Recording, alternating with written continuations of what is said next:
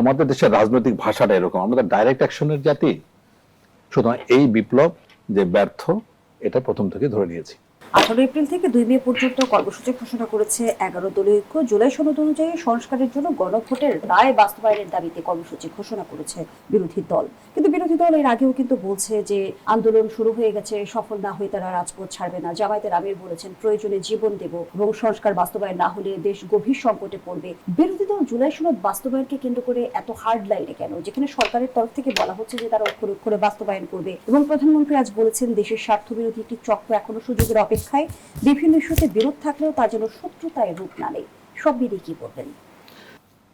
যেটা হলো, এটাকে আমরা আন্দোলন বলবো, বিপ্লব বলবো, নাকি গণ অভ্যুত্থান বলবো, না ছাত্র হাঙ্গামা বলবো, সেটা কিন্তু এখন সংশয়ের বিষয় হয়ে দাঁড়িয়েছে।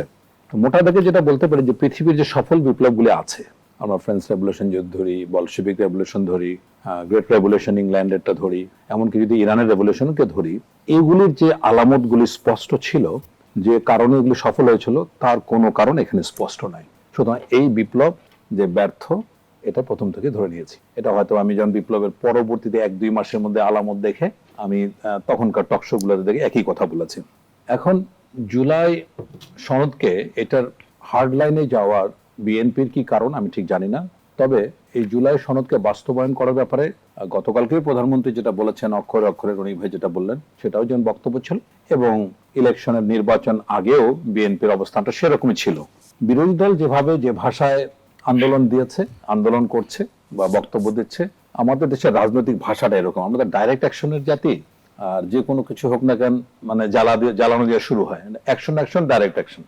কিভাবে ডাইরেক্ট অ্যাকশন হবে এটার কিন্তু পথ পন্থা, কারণ আমাদের নেতাদের গতিতে আগুন জ্বালো একসাথে, হ্যাঁ, মানে যেটা কোনো কথা নাই। এবং সবচেয়ে বড় কথা হলো এই যে ডাইরেক্ট অ্যাকশন হবে কিভাবে হবে এটা কিন্তু আর বলে না, তারা বলে দিয়ে ছেড়ে দেয়। এবং যা হয় যে গরিব ঘরের ছেলে মেয়ে যারা ঢাকা শহরে পড়তে আসে, এরা জীবন দেয়, মুনাফা ভোগ করে, বাকি না।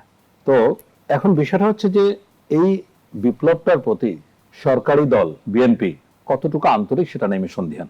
কেননা সংস্কারের কথা বলে গণভোটের পক্ষে এত বড় একটা জনরায় আসলো, তারপর থেকে যে পদক্ষেপগুলি সরকার এ পর্যন্ত নিয়েছে, কোনোটাই কিন্তু বিপ্লবের যে চেতনা এটাকে ধারণ করে না। আমি আর ওই চুলচেরা বিশ্লেষণে যাচ্ছি না, বাংলাদেশ ব্যাংক থেকে শুরু করে বিসিবি থেকে শুরু করে প্রশাসক নিয়োগ, এ বাদে দেখুন মূলত যে জায়গাটাতে খটকা লাগছে আমাদের, সেটা হচ্ছে যে অধ্যাদেশগুলি জারি করা হলো। এখন অধ্যাদেশ জারি করতে পারেন কি পারেন না, আবার সেই পুরানা বিতর্কে যাওয়ার কোনো কারণ নাই।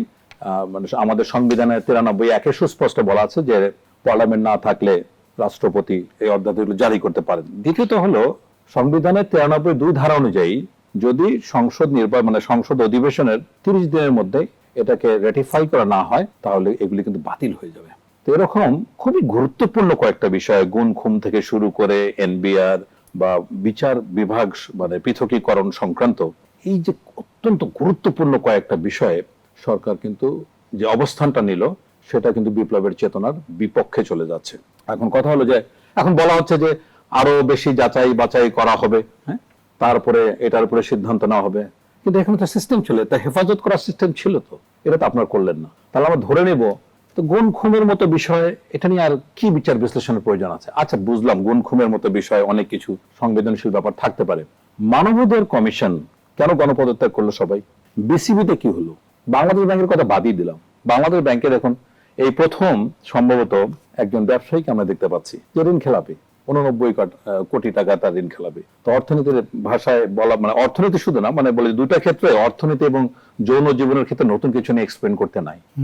তো এইটা এই প্রথম আমরা একজন ব্যবসায়ীকে দেখলাম। হয়তোবা ব্যবসায়ী হিসাবে উনি ভালো করবেন, ব্যাংকের গভর্নর হিসেবে ভালো করবেন, সবই ঠিক আছে, কিন্তু কথা হলো যে পদ্ধতিতে এই মনসুরকে বিতরণ করা হলে পদ্ধতি ঠিক হয় নাই। এটা না, ঠিক আছে। বিসিবিতে আপনারা কি করলেন? সব গুরুত্বপূর্ণ মন্ত্রী যারা আছেন তাদের ছেলে মেয়ে, মন্ত্রীর স্ত্রীকে দিয়ে, প্রতিমন্ত্রীর স্ত্রীকে দিয়ে আপনারা এটা সাজালেন। তো এই বিষয়গুলোকে স্বাভাবিকভাবে দেখার তো কোনো কারণ দেখি না।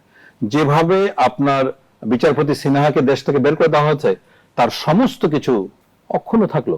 এখন আমি আরেকটা জিনিস খুব সংশয়, খুব মানে খুবই কষ্টের সাথে আমি বলতে চাই যে বাংলাদেশের রাজনীতি কিন্তু, বাংলাদেশের রাষ্ট্র ব্যবস্থায় সামরিক অলিগার্কি কিন্তু খুব ভয়ানক এবং কি বলবো যে এটা দুর্ধর্ষ ভাবে অগ্রসর হচ্ছে। আপনি 1/11 পরবর্তী দেখুন এবং পরবর্তী এই মানে পূর্ববর্তী যে আপনার মানে পরবর্তী আমাদের যে 17 বছর আওয়ামী সময় ছিল, এই সময় যারা অলিগার্কি করেছে তার কিন্তু পিনাকল ছিল মানে এক্স-মিলিটারি অফিসার, সামরিক রাইট। এখন এইটা তো ফিরবেই, আয়রন ল অফ অলিগার্কি বলে, এটা ফিরবেই, অলিগার্কি যে কোনো ফর্মে ফিরবে। তখনই ফিরতো না যদি আপনি এটা সংস্কার করেন।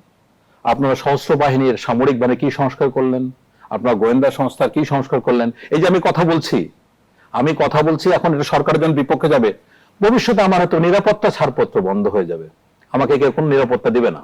হয়তো এক সময় দেখা গেল যে সরকারের বেশি মনের কষ্ট হলে, আমার উপরে খেপে গেলে আমাকে সেনানিবাসে ঢোকা বন্ধ করে দিবে। কিন্তু এগুলি যদি করতে না হয় তার জন্য আপনি সংস্কার করতে হবে।